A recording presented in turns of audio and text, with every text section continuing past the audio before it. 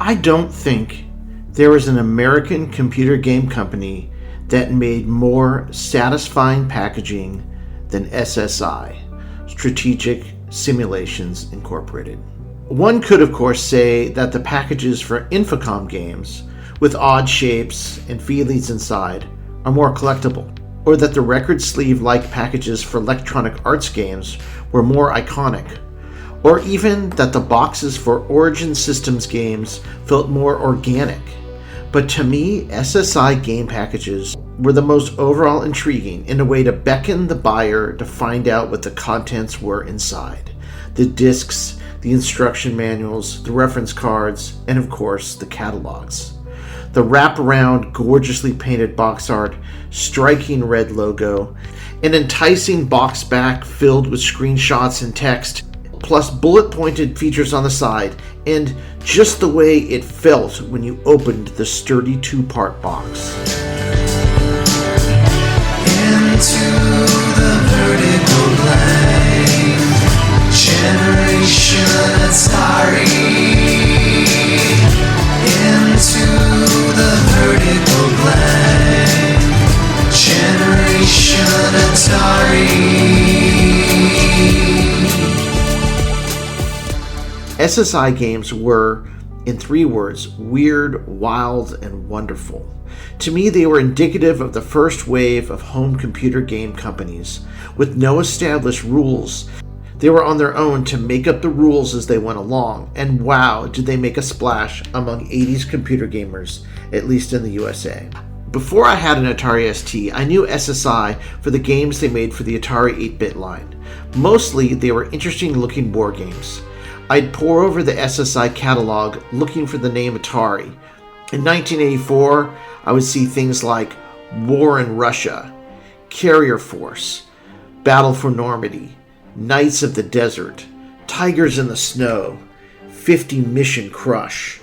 But among those war games were hidden a few fantasy titles like Shattered Alliance, Questron, the Kryton Masters, and the Cosmic Balance. But what really interested me at the time was the American Civil War, and the ability on a computer to play out the wonderful battle drawings from Bruce Caton's Golden Book of the American Civil War. SSI offered the Battle for Shiloh, which I wanted to play badly for years. But most of these were hardcore war games, and to be honest, while the covers and box art and screenshots enthralled me, I really couldn't make heads or tails of the games. They were computerized versions of tabletop games, and while I made many attempts, I just could not really get into them. By 1986, when I was ready to sell the Atari 800 and get an Atari ST, the SSI catalog had grown, with many more fascinating sounding games that intrigued. War games still, like Warship, Kampfgruppe, Nam, and many more, plus 2 more American Civil War games, Battle for Antietam and Gettysburg: The Turning Point. I was still fascinated with the Civil War, and I tried the Gettysburg one, but again, I just could not get myself into it. And there was one more intriguing war game construction set. I bought this one and tried to make the Civil War game I always wanted, but alas, all it taught me was, again, that while I was intrigued by war games, I was not very good at them. What I did not notice while still trying to fight battles I couldn't win was all the fantasy RPG offerings from SSI that had grown and were starting to dominate their catalogs. For the Atari 800, they added Fantasy and Wizard's Crown, both of which I missed in my quest to refight the war between the states. So while I was always intrigued with the offerings of SSI, none of them ever grabbed me. Instead, it was Ultima 4 from Origin Systems that became my 10th and 11th grade muse, giving me another world to escape to as the realities of high school crashed all around me. Unlike war games, fantasy RPGs seemed to be my thing. I love creating a party of adventurers and setting out on a quest to conquer the evil bad guys. In fact, it was everything that was elusive in high school. In Ultima, I had a group of computer friends that stuck around with me and goals that were achievable. It gave me the satisfaction of success that was so elusive outside the computer in the corner of my bedroom. When we sold our Atari 800 at the end of 1986 to get an Atari ST, my unfinished Ultima 4 discs and save game went with it by accident. It It was just a few weeks ago when I was able to right that wrong. But while I miss Ultima on the 8-bit Atari, it turned out a whole new world of fantasy RPGs was opening up on the 16-bit platforms, and nearly all of them came from SSI. However, it was not SSI that sold me first on RPGs for the Atari ST, it was FTL. Faster Than Light Games released Dungeon Master for the Atari ST in 1987, and it was mind-blowing. It was all the promise of 16-bit gaming rolled into a single 3.5-inch disc. Multi-character parties exploring 3-dimensional dungeons in real time. It was the closest thing I'd ever experienced to playing a real-life role-playing game. I would have been sold on FTL games if they had managed to create any more that were worth my time. But the follow-up to Dungeon Master, Chaos Strikes Back, was incredibly difficult while seemingly the same game, and there was very little after that for the Atari ST. This left a gulf, and that gulf was filled by none other than SSI. The first Atari ST fantasy game from SSI I played was Wizard's Crown, a highly tactical RPG, while not a graphics powerhouse, was a very fulfilling contest.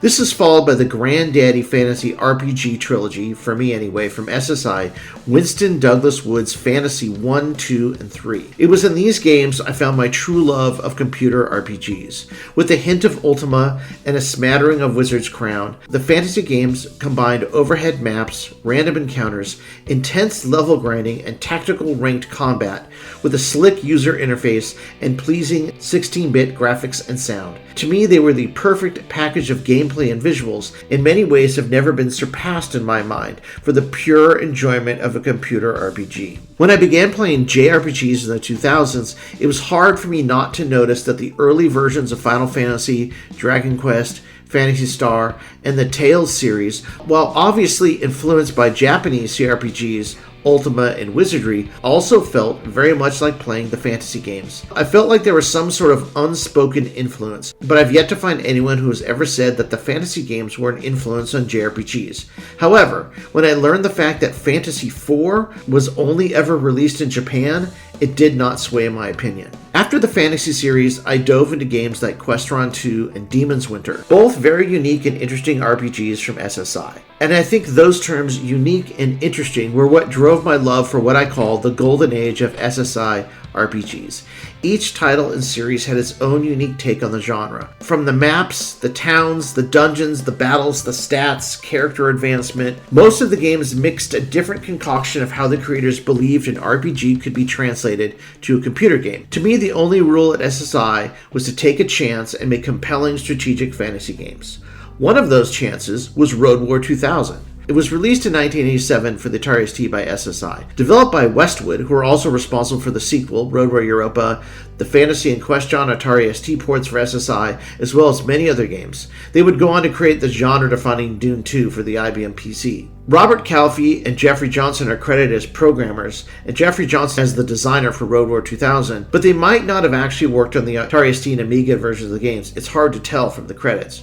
Road War 2000 is indicative of the type of games SSI produced. There was hardly anything cookie-cutter or Me Too about SSI games. To SSI, genres and walls only existed to be subverted and broken down. In the game, you played the leader of a gang, traveling around post-apocalyptic America, building your forces and trying to find a cure for the disease that has wiped out the country. You gain supplies and personnel, new vehicles, fight battles, gain territory, etc. It's difficult to categorize as it's not a game that lived in any established genres. Like most SSI 16-bit games, it has a slick interface, a nice graphics and sound, and those help to sell the outlandish story of the downfall of the USA from infectious disease and a government who can't find a way to control it. It's funny then to me that Road War 2000 was one of the last SSI games that really meant something to me. After that, SSI acquired the Dungeons & Dragons license and began making the beloved Gold Box series of games, only one of which was made for the Atari ST. After that, the company seemed to change its focus to AD&D specifically, and there was hardly room for new ideas or new concepts when it came to computer RPGs. At first, I jumped at the chance to play D&D on my ST, but the side-scrolling, action-oriented Heroes of the Lance and Dragons of Flame felt like a misfire to me. The first and only gold box RPG for the Atari ST was Pool of Radiance, but as far as I know, it was never released in the USA, or at least I could never find a copy. The final SSI Atari ST game I purchased and played was still Stellar Crusade, a space combat game with neat isometric graphics. I so wanted to enjoy it, but it just could not fill the hole left by the unique SSI RPG games of the past. By the 1991 SSI catalog, you'd be hard-pressed to find many games that were not somehow related to AD&D, especially any CRPGs, and you'd find even fewer made for the Atari ST. What I miss now are the nuances of buying and opening and playing an SSI game. The beautiful boxes, the sounds of the components inside, the manuals, the discs, the disc labels, the reference card with machine-specific information, and of course the catalog, the glorious catalogs that showed all the other games that would be coming. I've searched high and low for a sealed copy of an SSI game that meant something to me, and a few weeks ago I located a copy of Road War 2000. So I decided to buy it and open it and feel what it was like in the 80s to have an SSI game from the store, bring it home, and marvel at the wonders that were inside. And here's the opening process.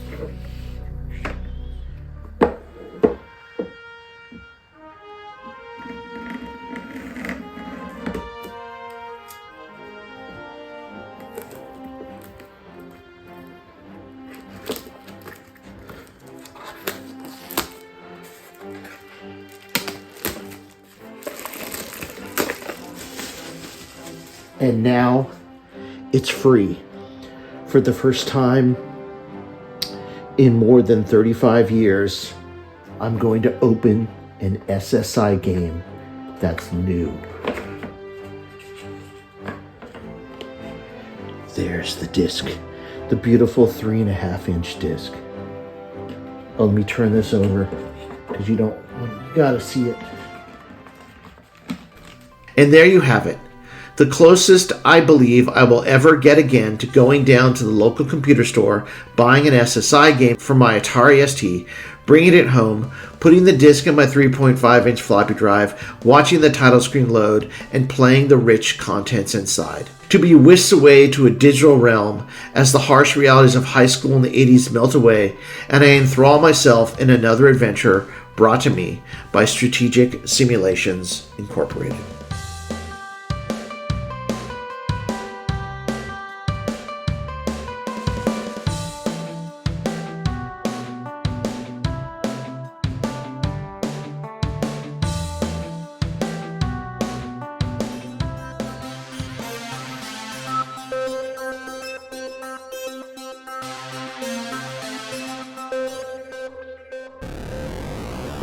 We were children of the Silicon Revolution, an X generation conscripted to fight the console and home computer wars. A product of an analog 70s childhood, we came of digital age in the 80s, believing we could affect the world 8 bits at a time. Armed with joysticks, full-stroke keyboards, Jolt Cola, and MTV haircuts, we proceeded into the vertical blank. There, we stayed up late at night, devising incantations from D&D rulebooks and beginner's all-purpose symbolic instruction code. Video games were the match, and programming was the fuse, as the infinite possibilities of the digital world exploded into the internet age to come. We are Generation Atari. Into the vertical blank.